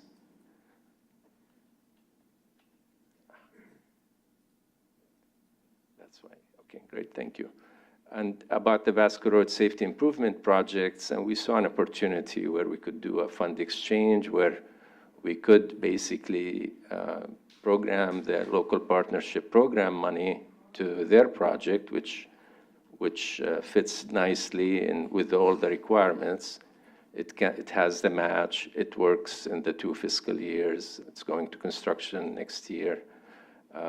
And they have local money on it, ECRFA fees as well as RM3. So the idea is to give them the LPP money, program it for that project, help them get it, and in return, they pay us a portion of it, 90% of it back. And when that money comes back to us, it's free of all restrictions, and you can use it on cost increases for ongoing project or other priorities that you decide. As Jay mentioned in the prior item, the FER was established in 2021. After COVID happened, you realized that you need to have a flexible fund source to address future challenges. So that's when we adopted the FER policy, and the slide shows all the eligible uses. More importantly is you need a matching funds with the dwindling funding in Measure J. We need a matching fund for grants. We need money for cost increases and so on. We cannot use this money without your approval. You have to approve the uses of the FER funds. So over the years, we funded the FER with multiple exchanges, total of 6, with the 2 that hopefully you'll approve today. Initially, we had 14.4 million. With the approval of this and the one you just approved, there will be about 19.9 million. We already committed 12.9 million from the FER to address challenges on multiple things over the past 4 years. 1 million of that is a loan to NextGen, so we will get it back. So with that, we will have about $8 million uncommitted in the FER if you approve this item. And in terms of cash flow, we were in the negative in the last couple of years. We were spending money faster than what we were getting it. But by 2027, we'll be in the positive and we'll stay there. So with that, the request is for you to execute Agreement 729 with the Bypass Authority, as well as to approve Resolution 2527P, authorizing the submittal of the Vasco Road project to the CTC. I want to say that the Bypass Authority approved this agreement last week, as well as the City of Lafayette. Thank you. Thank you, Sean. Are there any comments from the authority board? It's not lit. Yes, Hisham, thank you again. It's really good to see that both you and Jay have worked on these projects, and we can now not only get the projects funded to move forward, but also to build up the fund exchange reserve, which is really, really important. I track that myself. And so we'll probably have about, what, 6 million new? With the two agreements. With the two agreements. 5.5 million. Okay, Yeah. so that's good. And so that, we have a lot of things that we're going to be looking at in the future, and I hope we can keep a good balance there for any kinds of contingencies or opportunities that come on. We do have the renewal of our measure. It's in the back of our minds all the time, and that will be a cost to us. So we should keep that in mind as well. Anyway, thank you very much, and glad to see this project move ahead. Are there any other questions or comments? Seeing none, are there any public comments, Terry Ann? We have not received any written public comment or verbal public comment. Perfect, thank you. Do I have a motion to approve this item? I so move. I'll second it then. Sorry, was that was Noack first? Yeah, I think so. Okay, followed by Burgess. No? It was me. Oh, good thing sorry. It was so fast. Oh, Bringer. Okay. Terry Ann, could you do a roll call vote, please? Commissioner Armstrong? Yes. Commissioner Arnrich? Yes. Commissioner Bernal? Yes. Commissioner Burgess? Yes. Commissioner Carlson? Yes. Commissioner Kelly? Yes. Commissioner Noack? Yes. Commissioner Obringer? Yes. Commissioner Xavier? Hi. Vice Chair G? Yes. Chair Meadows? Yes, Motion passes unanimously. thank you, Terry Ann. Thank you. The next item is an action item from the Planning Committee to be presented by Matt Kelly on the release of the draft 2025 Congestion Management Program. Thank you, Chair Meadows. Good evening, Authority members. Matt Kelly, Acting Director of Planning for the Authority. I'm going to be talking tonight about the draft 2025 Congestion Management Program, but I'm actually going to focus a little bit on the Congestion Management Program itself and why we are a part of it and what it means. So what is, oh, we haven't shared the screen. Here, let's start with the pretty picture, draft 2025 CMP. And so what is the CMP? Well, it was established back in 1990 under Prop 111 that basically designated urban counties around the state as congestion management agencies. We were deemed that for Contra Costa County. Prop 111 also authorized an increase, a 9-cent increase in the gas tax in California and mandated those what they considered urban counties of 50,000 population or greater to develop a CMP which would seek to manage congestion on the transportation system through biannual monitoring, to implement trip reduction ordinances that we do through our 511 program, develop a capital program to support that congestion management, and to analyze the impacts of land use decisions on the transportation system. If these concepts sound familiar, that's because they came from our growth management program. Back in 1990, Measure C was in place, and the growth management program was novel at the time, very innovative for the state, and the state felt like they should do something statewide to, kind of encourage counties to manage congestion, to look at land use and how it impacts the transportation system, among other things. So, yeah, as the bottom bullets say, Measure C growth management program predated all of this and was the template. And then when Measure J was voted on in 2004, the growth management program retained the requirements from the congestion management program. So the roles of a CMA, as I mentioned, to manage congestion and address those land use impacts. And the way we do that is by monitoring and improving the performance of the county's transportation network. Basically, we develop strategies and identify improvements to the infrastructure to address congestion. And you've seen that on several of our corridors over the year. Most recently, the Innovate 680 program of projects was really, a congestion management idea, but it blossomed into something much larger. And then to provide technical guidance to our local jurisdictions in their analysis of the impacts of land use decisions on the system. And that we do through our action plans, where, development projects are analyzed for their impacts on the routes of regional significance and for the performance objectives that are called out in the action plans. And then those are circulated to neighboring jurisdictions and RTPCs for their input. So downstream jurisdictions can have some input on the impacts. It's relatively unique that we do that here. And then regional coordination. So part of the CMP's requirements is that we are consistent with the local regional transportation plan. So we do coordinate in all aspects of the RTP development, including Plan Bay Area 2050 and the soon-to-be Plan Bay Area 2050 Plus that'll be coming in front of this body in November.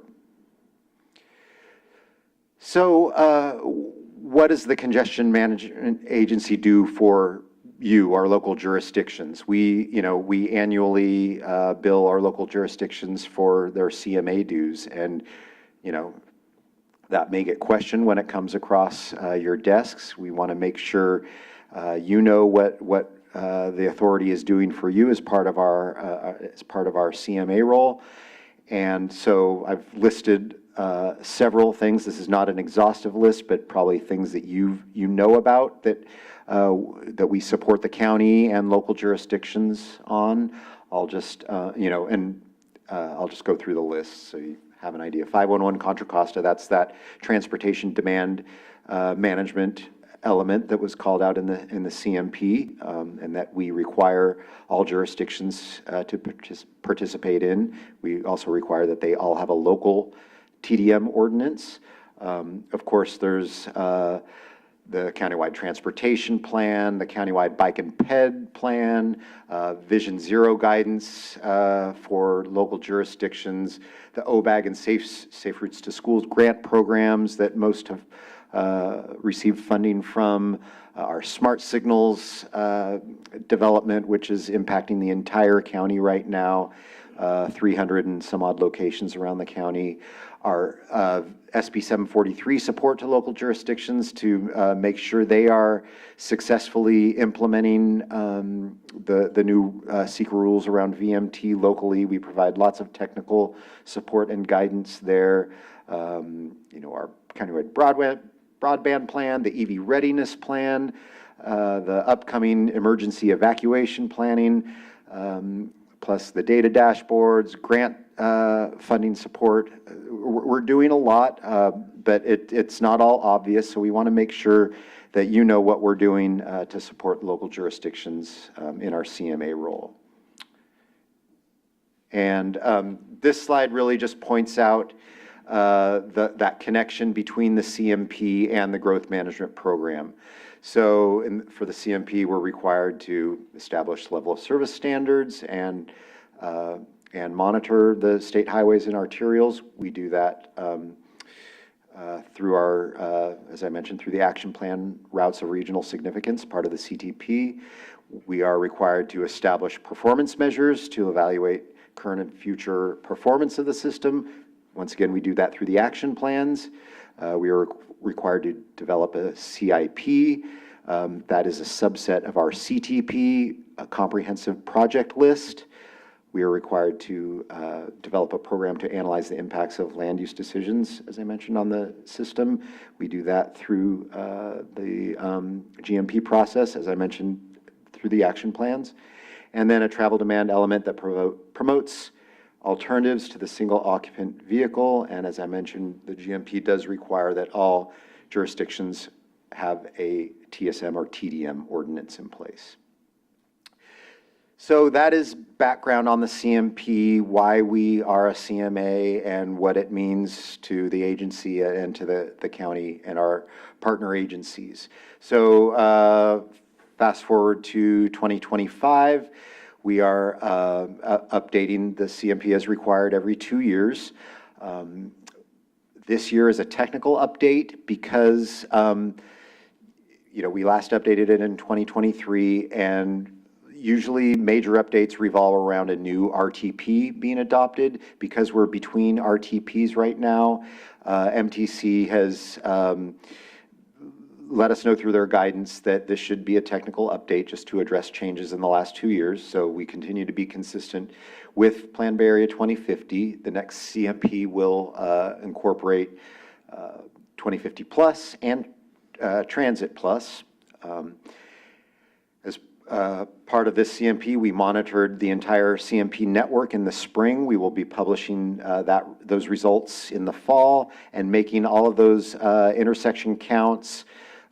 We also do pedestrian and bicycle counts as part of that. We make all that data available to the local jurisdictions in case they need the data for a traffic study, something like that. And then we are incorporating project updates into our CIP. We're working with the local project sponsors to do that. And then we're documenting our new activity-based model development into the CMP and having a travel demand forecasting model that's consistent with the regional model at MTC is another requirement of the CMP. And you'll see we'll be bringing that model to you for your approval next month. So that is all I have on the CMP. Staff's recommendation is to release the draft for review and comment to interested parties. And the next steps will be to incorporate those comments and adopt the CMP under public hearing at our December meeting and submit to MTC for their concurrence and incorporation of projects into their RTIP. And I can Thank you, take any Matt. questions. Are there any questions or comments from Authority Board? None? Okay. Are there any public comments? We have not received any public comment, written or verbal. Thank you. I'd move the item for consideration. I'll second that. We have first and second. Can you do a roll call vote, please, Terry Ann? Commissioner Armstrong, Yes. Commissioner Arnrich, Yes. Commissioner Bernal, Yes. Commissioner Burgess. Yes. Commissioner Carlson, Yes. Commissioner Kelly, Yes. Commissioner Nowak, Yes? Commissioner Obringer, Yes. Commissioner Xavier, Hi. Vice Chair G, Yes. Chair Meadows. Yes. Motion passes unanimously. Thank you, Terry Ann. That concludes our regular agenda items. Item 10, correspondence and communications. We have 3 correspondence letters in the packet related to SB 63, listed ABC. Item 11, associated committee reports. We have a meeting report for September from SWAT provided in the agenda packet. Chair comments and reports. Usually don't have anything, but on Sunday, myself, Vice Chair Gee, Tim, Ryan, and Lindy went to Washington, D.C., had multiple meetings, met with DOT, or I guess NHTSA, Jonathan Morrison, who is maybe now been confirmed or will be tomorrow as the administrator. We met with both our senators' offices. We met with our representatives Garamendi and DeSaulnay. Had another meeting at DOT, and productive meetings. I would listen to you last year talk about how Tim would do and how everybody knows him and how he presents. And I believed you, but seeing him, I thought you were going to say, oh, I made it up. seeing Tim, there these last couple days, I mean, it's impressive. So thank you, Tim, for that, and Ryan and Lindy. You have anything you want to add? So, okay, are there any other commissioner comments? Representative?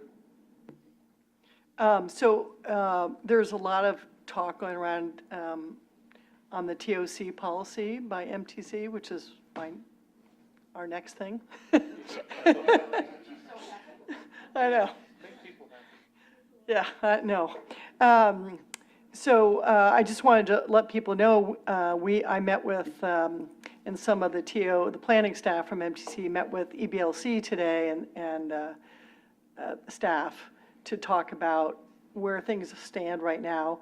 We do have an ad hoc committee meeting to discuss how it's going to be maybe changed, worked on, clarified going forward. The review process or the grading process that everybody's seen is only draft. It's not approved yet. Because so many of our commissioners are new, we were going to be doing a half-day session on the TOC at our offsite. My vice chair and I have been meeting with the planning folks on a lot of the issues on the TOC. So before people get super worked up, give us a chance to work through this over the next month or so before sending me nasty emails. Just saying. Yeah, you didn't. No, you didn't do it. I've had some. So just give us a little time to work on this. So I just wanted to say that. Thank you. Any other representative comments? Representative Foley. Thank you, Chair Meadows. BART launched our Tap and Ride program on August 20th, and already 24% of entries at SFO are using the program. So it is a great way for folks to take transit. They do not need to have a Clipper card. They're actually able to use their mobile phone, mobile device, debit card, credit card to tap into the system. The one caveat is those that do get discounted fares, we need to wait for a future version of Clipper to be able to integrate that, but that is down the road a bit. And going hand in hand with that, ridership in August was up 10% versus last year, and we had our two highest post-pandemic ridership days last Tuesday the 9th and Wednesday the 10th, where we had almost 220,000 riders, which is around 53% of pre-pandemic levels. Thank you. So Tim, did you tap and go today? Tap and ride. Tap and ride. And they're looking to expand to the other transit agencies over the next several months, so.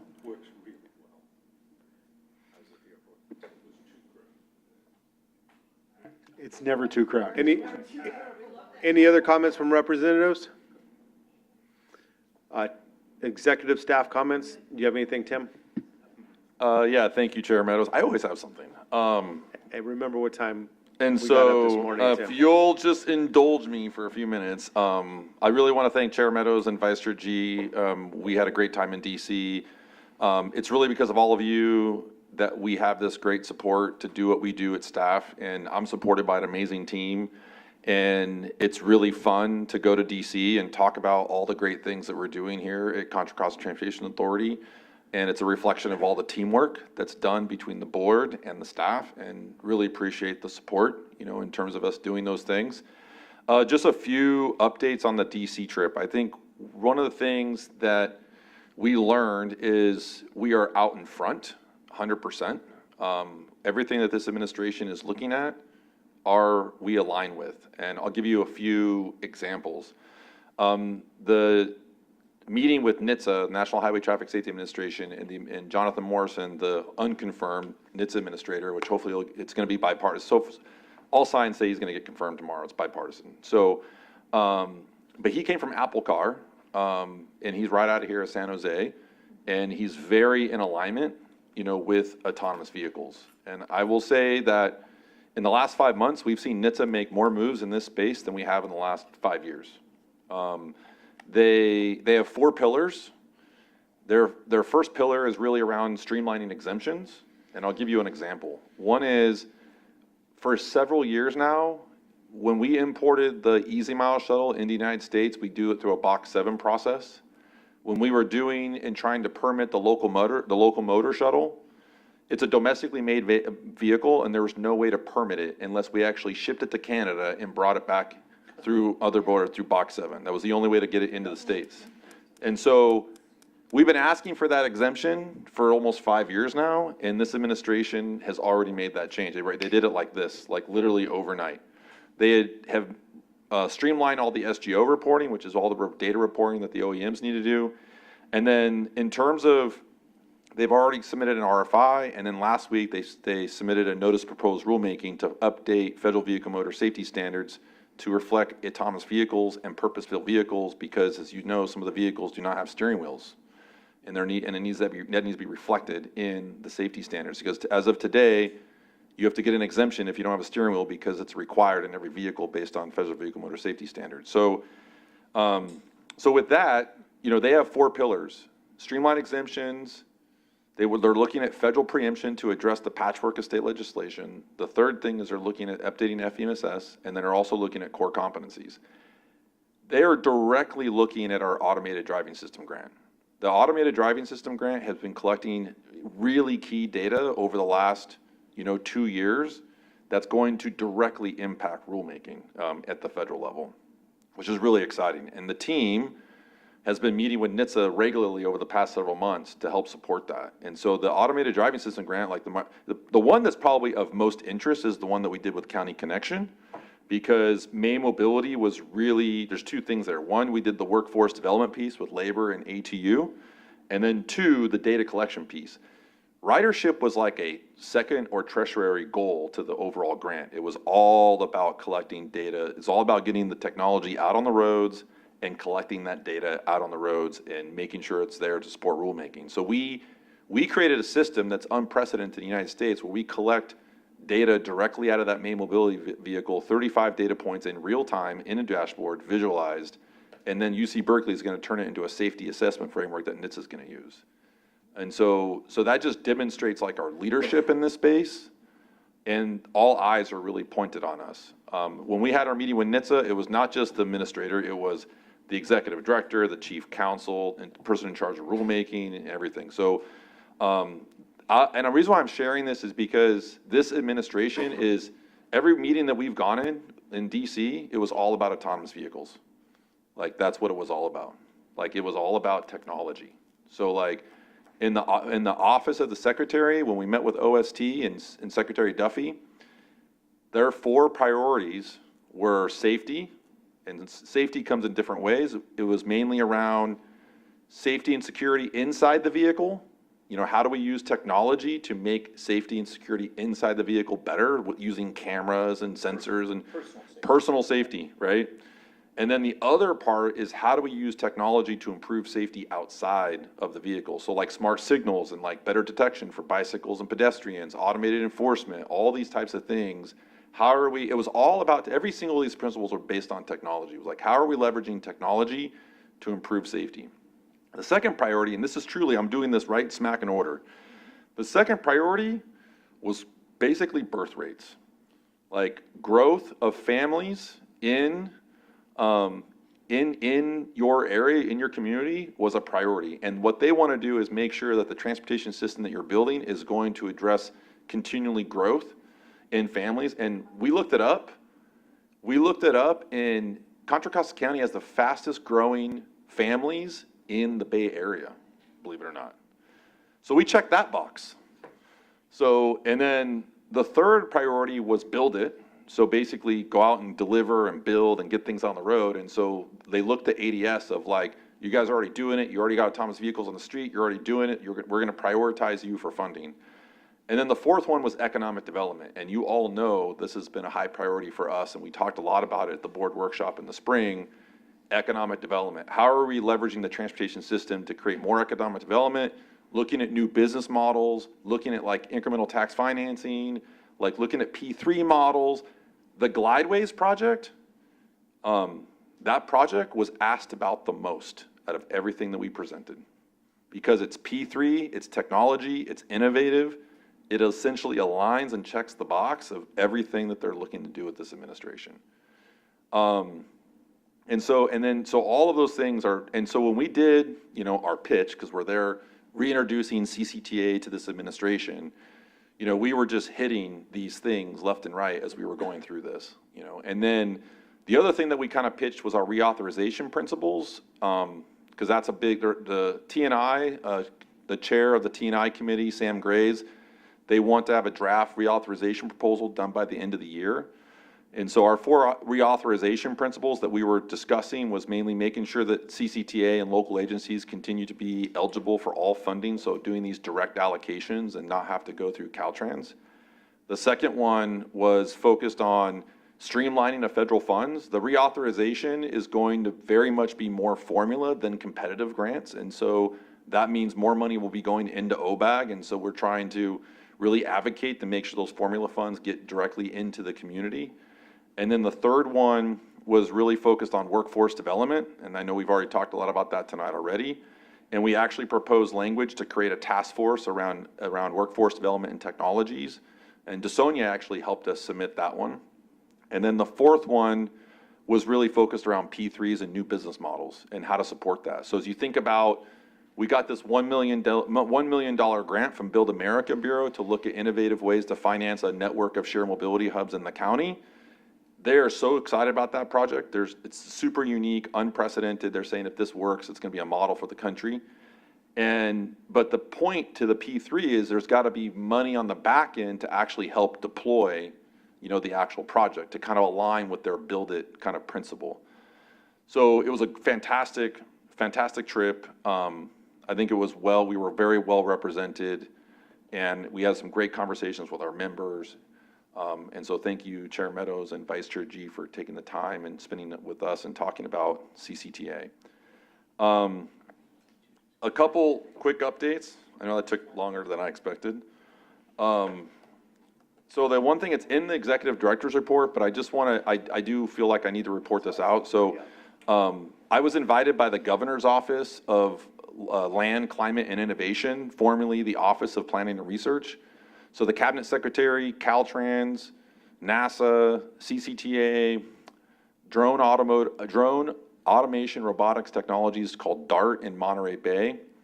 And then also some folks in Humboldt County, a tribe in Humboldt County, and it's all in the Executive Director report, and NASA. We were all invited by the Governor's Office to go to the Netherlands to do a mission focused on advanced air mobility. And so it was a 10-day mission. It was really fascinating and incredible. We learned a lot. I learned a lot. And mainly focusing on how we can integrate air mobility into the transportation system and thinking about even new business models around that. So I've already connected with Greg Baer at the county, the airport director, and was sharing with him about some of the new ways we can be thinking about getting in front of this market, where we can potentially get our market share of this new market.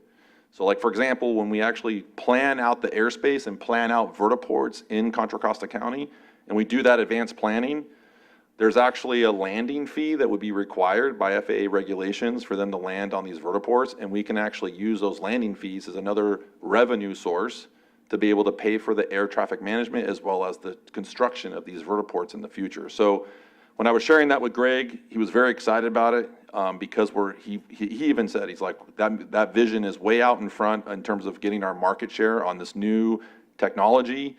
And I've mentioned to you this before, but air mobility, Joby, Wisk, Archer, they've been in the paper a lot, and there's going to be a lot of that happening in the next like 2 years. This week on Monday, the Secretary's office issued a grant program to award 5 pilot projects to basically integrate this technology into the transportation system. And so while I was in Netherlands, we at CCTA actually signed an MOU with DART, with MATIP, which is a innovation center in the Port of Rotterdam, and then also Caltrans, I'm sorry, not Caltrans, DART, Coast to Coast Foundation, MATIP, and also it's called the Electric Flying Network, and it's actually electric aviation charging network that's being nationally developed in Europe right now. And so anyways, we signed this MOU, and we're already collaborating on a California application to this grant application between all of us, to really think about the advanced air mobility piece in Contra Costa County, as well as Greater Bay Area and Monterey Bay and the Humboldt area. So it's really exciting. One of the other things that was a big takeaway was transportation demand management, event management. Love to talk more details. I know we're tight on time. I know everyone wants to go. But the other one that was really interesting, and I was kind of sharing this with Commissioner Bernal during dinner, was they have really figured out this electric vehicle charging business model. They do not put $1 into electric vehicle charging in Europe at all. And so what they've done is I've already coordinated with the metropolitan region of Amsterdam, but they're giving us their procurement documents and their MOUs so we can use as a model here in Contra Costa County. And basically what they do is they basically secure all of the local market, create that market demand, and then they basically procure it out to like 2 or 3 vendors. So right now what's happening is it's all about volume. So right now what's happening is you got ChargePoint going to each of your individual cities and putting in 2 or 3 chargers. That doesn't create competition or market demand by doing it that way.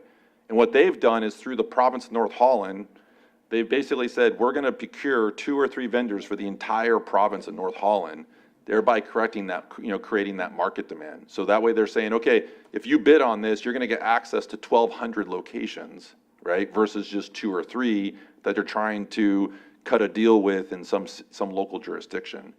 So it really creates that market demand. So they're actually making money on electric vehicle charging in the Netherlands. And so I'm coordinating with them to kind of figure out how we can apply that business model to Contra Costa County on electric vehicle charging. And I know that's a big priority for us to really, have a robust charging network in the county. And there's other things, big takeaways. It's in the staff report or in the executive director report. And then just a few updates. As you all know, it's in the executive report, but Bishop Branch operations has come to a final conclusion as of July 31st. Rossmore final conclusion was August 31st. So the only Presto project that's operating today is the Martinez one. Last day of Martinez is actually December 30th of this year. So I want to make sure you're all aware of that. And then the other thing that I want to make sure you're aware of is, and this is really important. So Hisham has been with us for 25 years. So he is celebrating his 25-year anniversary with CCTA. And Amy and I were talking about this, but Hisham has been a really critical team member all the way from the start. I mean, he worked with Bob McCleary and Paul Maxwell to pass Measure J back in 2004. And so and everyone on the entire team respects him, relies on him. I know all of you rely on him. to really keep our dollars straight in programming and making sure that that fund exchange reserve has money in it. But he is just a fantastic person to work with, a great team member, and I really appreciate Hisham and all the great work that he does here at CCTA over the last 25 years, and hopefully longer. Hopefully longer. So thank you, Hisham.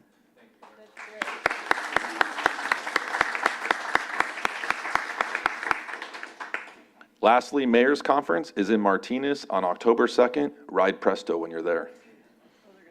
Yeah, so if you haven't had the opportunity to ride in the Mini Mobility Presto project, while you're there at the Mayor's Conference in Martinez on October 2nd, take a ride.